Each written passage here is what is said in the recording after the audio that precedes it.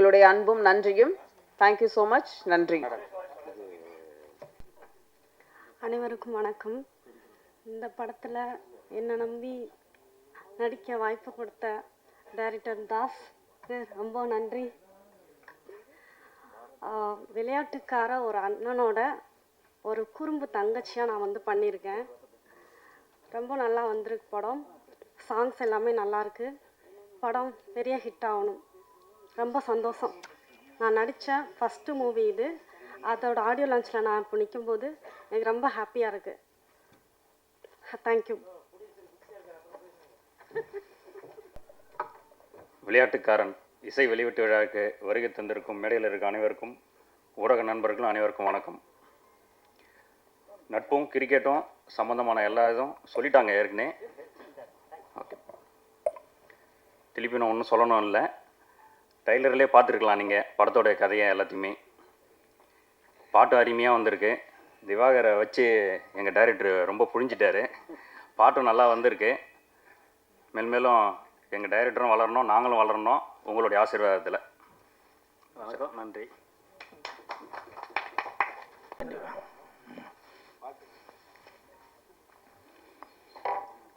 மேடையில் அமர்ந்திருக்கும் அனைவருக்கும் வணக்கம். பத்திரிகை நண்பர்கள், ஊடக நண்பர்கள், இணையதள நண்பர்கள், தொகுப்பாளர் கவிதா மேடம், பிஆர்ஓ சக்தி சரவணன் சார், அனைவருக்கும் வணக்கம். மேடையில் பேசி கைத்தட்டல் வாங்குற அளவுக்கு நான் பெரிய பேச்சாளர் இல்லை. அதனால் தயவு செஞ்சு நீங்களே ஒரு தடவை கை தட்டிடுங்க. இந்த கைத்தட்டல்கள் அனைத்தும் இந்த விளையாட்டுக்காரன் அந்த படத்தோட டீமுக்கு தான் போய் சேரும்.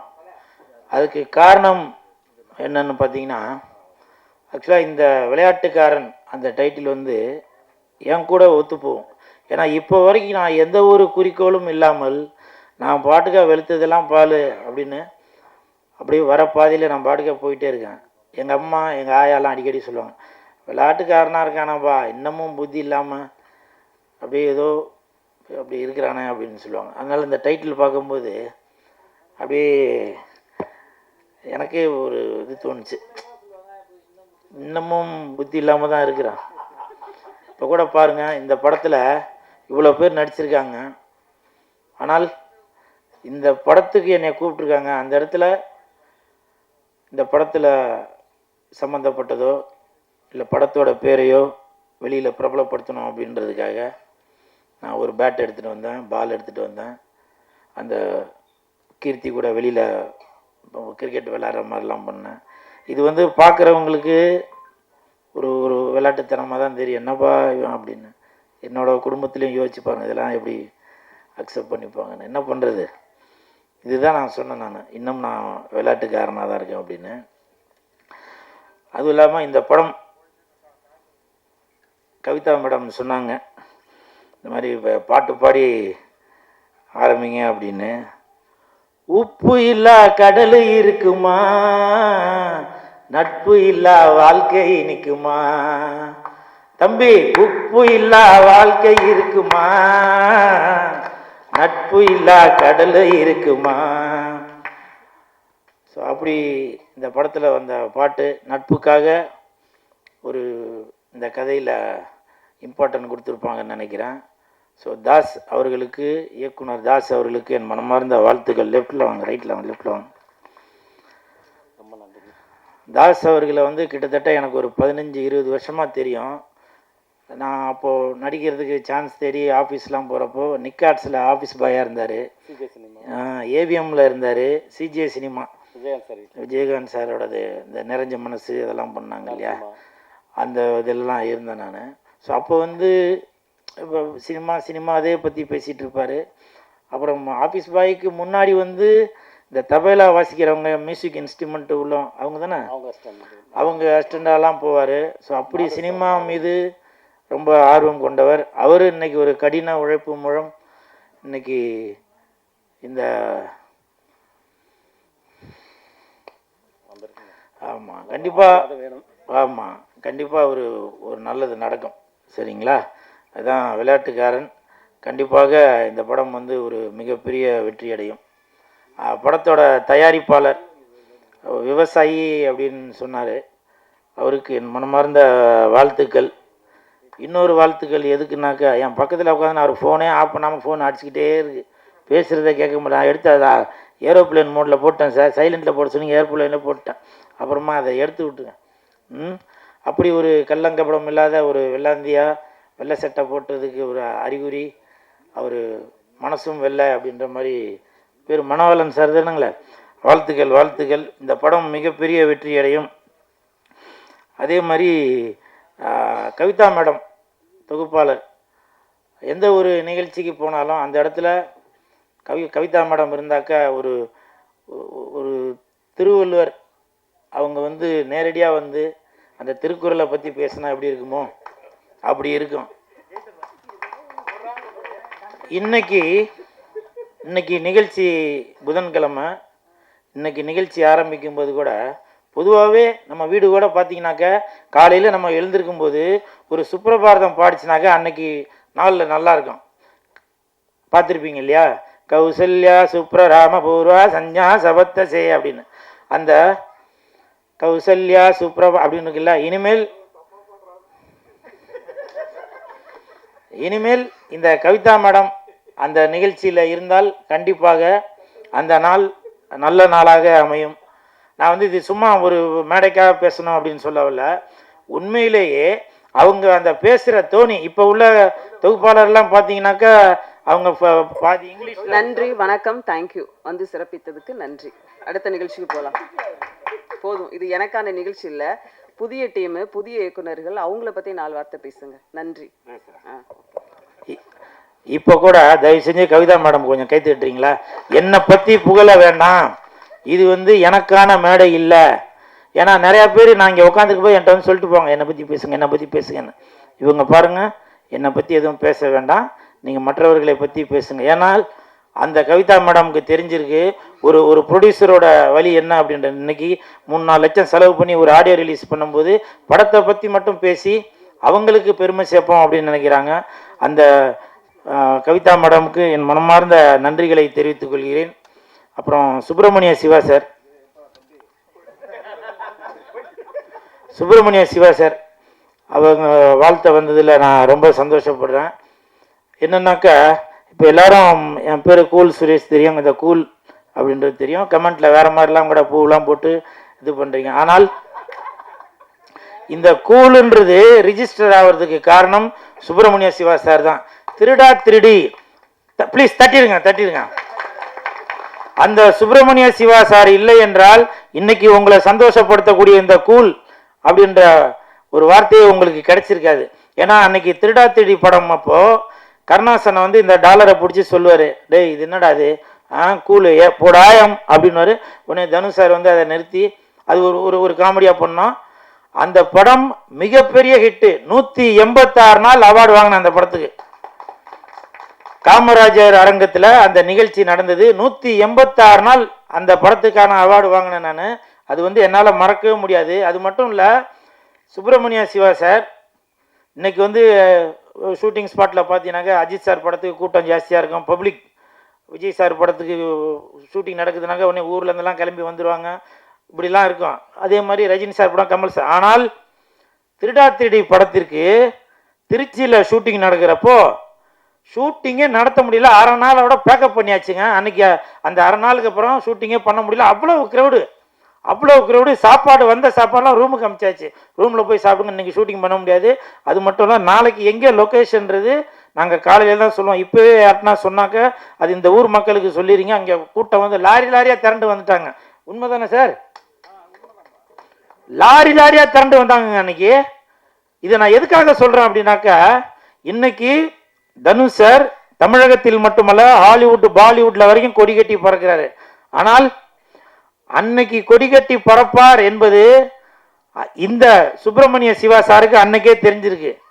ஃபர்ஸ்ட் படம் துள்ளுவத இளமை, அந்த படத்துல கூட தனுஷ் சார் வந்து மெயின் கேரக்டர்ல 4 பேர்ல ஒருத்தராக நடிச்சிருந்தாரு. ஆனால் அந்த படம் ரிலீஸ் ஆன உடனேயே சுப்பிரமணிய சிவா சாருக்கு தெரிஞ்சிருக்கு, கண்டிப்பாக இந்த 4 பேர்ல ஒரு முத்தை அவர் தேர்ந்தெடுத்து அந்த முத்துக்கு நல்லா அவர் பட்டை தீட்டினாரா இல்லையோ, இல்லை அவரே தீட்டிக்கிட்டாரா நான் தெரியல. ஆனால் அப்படி ஒரு அந்த வைரத்தை அந்த வைடூரியத்தை கண்டு எடுத்து இன்னைக்கு உலகம் முழுவதும் பெருமைப்படக்கூடிய ஒரு மிகப்பெரிய நடிகராக, தயாரிப்பாளராக, இயக்குனராக வந்திருக்காரு அப்படின்னாக்கா அது சிவா சாருக்கு அன்னைக்கே அது தெரிஞ்சிருக்கு.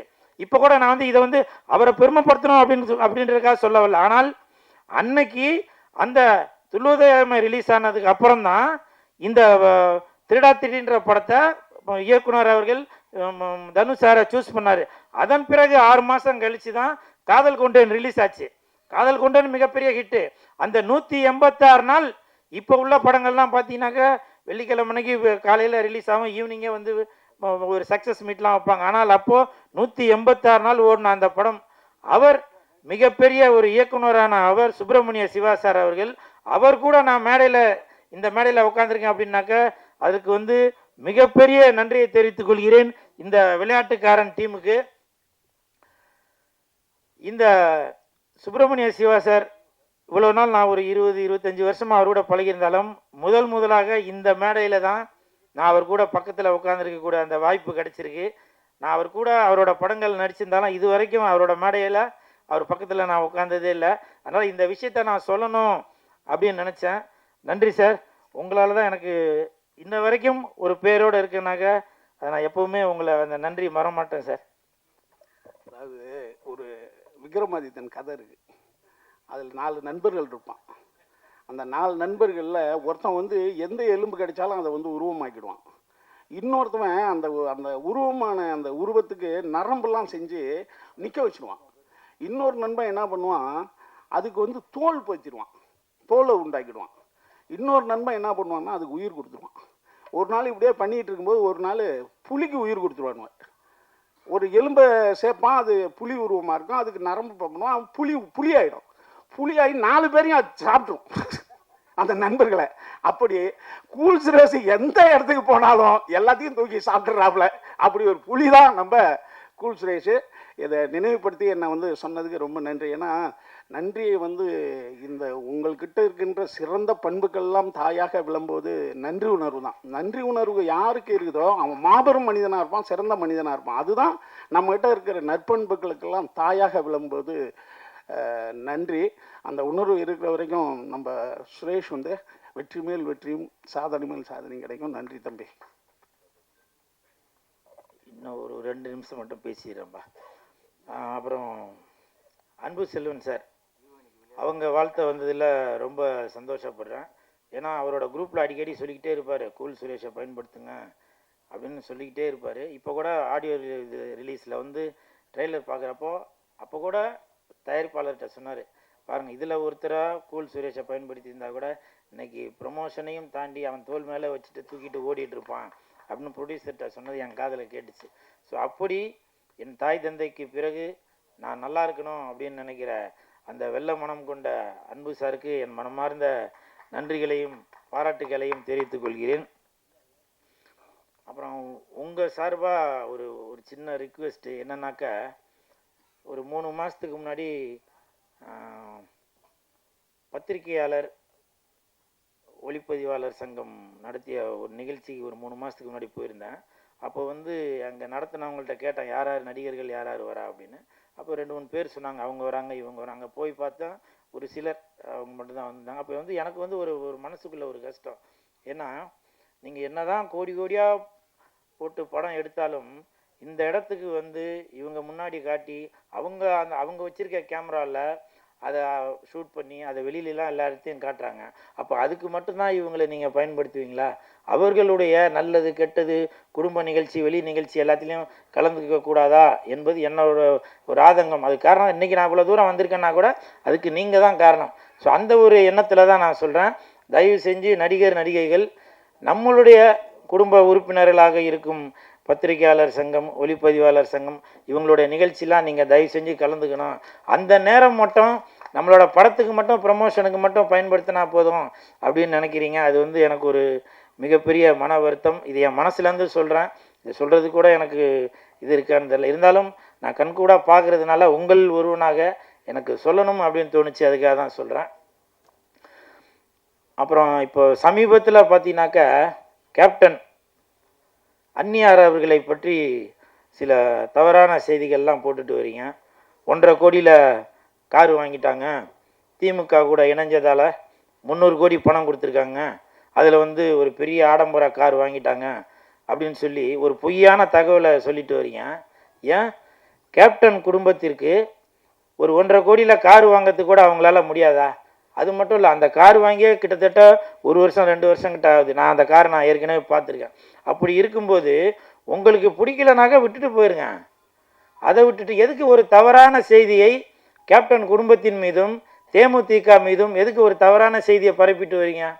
அப்படி நீங்கள் கேப்டன் மேலே உங்களுக்கு அவ்வளோ அக்கறை இருந்துச்சுன்னா, தேமுதிக மேலே உங்களுக்கு அவ்வளோ அக்கறை இருந்துச்சுன்னா, போன எலெக்ஷன்லாம் நிற்கிறப்போ கேப்டனை ஜெயிக்க வச்சிருக்க வேண்டியதானுங்க.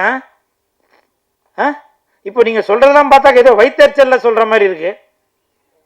அப்படி நீங்கள் கேப்டன் மீதும் தேமுதிக மீதும் அவ்வளவு உங்களுக்கு அக்கறை இருந்துச்சுனாக்க நீங்கள் அப்போவே ஜெயிக்க வச்சிருக்கலாம். ஏன் அவருடைய மகன் பிரபாகரன் அவர்கள் நிற்கும்போது கூட அவரை ஜெயிக்க வச்சிருக்கலாமே? கட்சியில் உள்ளவங்களை ஜெயிக்க வைக்காட்டியும் அட்லீஸ்ட் அவருடைய மகனையாச்சும் ஜெயிக்க வச்சிருக்கலாமே? எதுக்கு இப்படி ஒரு தவறான விமர்சனங்களை எல்லாரும் வைத்துட்டு வரீங்க? தயவு செய்து இந்த உலகம் வந்து வாழ்ந்தாலும் ஏசும், தாழ்ந்தாலும் ஏசும். அதனால நீங்க கேப்டன் அவர்களுக்கு, தேமுதிக அவர்களுக்கு, அந்நியார் அவர்களுக்கு, பிரபாகரன் அவர்களுக்கு நீங்க ஓட்டு போடாட்டியும் கூட பரவாயில்ல, ஆனால் தயவு செய்து ஒரு தவறான விமர்சனத்தை வைக்காதீங்க. 300 கோடி வாங்கிட்டாங்கன்னு நீங்க சொல்றீங்களே, நீங்க தான் பக்கத்துல இருந்து போய் எண்ணிக்கிட்டு இருந்தீங்களா? அந்த மிஷின்ல போட்டு 300 கோடி எண்ணி பார்த்தீங்களா எவ்வளவு கொடுத்தாங்க அப்படின்னு? தயவு செய்து கேப்டன் அவர்களுடைய குடும்பத்தை பத்தி யாருன்னா பேசினீங்கன்னாக்க உங்க நாக்கு அழுகி போயிடும். அவருடைய சாப்பாட்டை சாப்பிட்டுட்டு நீங்க அவரை பற்றி கேப்டன் குடும்பத்தை பத்தி தவறாக பேசியிருந்தா உங்க குடலும் அழுகி போயிடும்.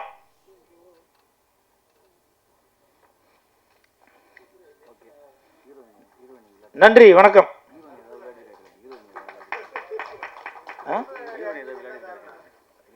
இது என்ன ஹீரோயினா? ஹீரோயின் சொல்லி தான் அவன் என்கிட்ட இன்ட்ரடியூஸ் பண்ணாங்க. இங்கே வந்தாக்க அந்த அம்மா ஏதோ தங்கச்சி கேரக்டராம். அப்படியா? ஏன் அப்படி? நான் எப்பவுமே உண்மையை மட்டும்தான் பேசுகிறாளே. ஏமா வாமா. இந்த சகோதரியின் பெயர் கீர்த்தி. என்ன என்ன விளையாடிருக்காங்க? இந்த படத்தில் விளையாட்டுக்காரன். இந்த படத்தில் கீர்த்தி சுரேஷா? ஓ, கீர்த்தி சுரேஷா?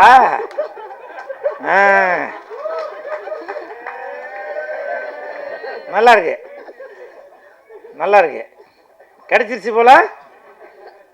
அப்போ இந்த பக்கம் யார் போட்டா போடுவீங்க? யாரு? ஐயா நான் போகிறேன்ப்பா நான், புரியுதுங்களா? அதனால் இந்த சகோதரி கீர்த்தி அவர்கள் நல்லா நடிச்சிருப்பாங்கன்னு நான் நம்புகிறேன். அந்த ட்ரெய்லர் பார்க்கும்போது தெரிஞ்சுது. உங்களுக்கு என் மனமார்ந்த வாழ்த்துக்கள். ஏன் அந்த தாவணி போட்ட புண்ணியம் வரல? தாவணி போட்ட புண்ணியம் வரல?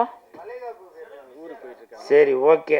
எனிவே இந்த ஹோல் டீமுக்கும் என் மனமார்ந்த வாழ்த்துக்கள். இந்த படம் மிகப்பெரிய வெற்றி அடையணும் அப்படின்னு உங்கள்கிட்ட நான் தாழ்மையோடு கேட்டுக்கிறேன். நன்றி, வணக்கம்.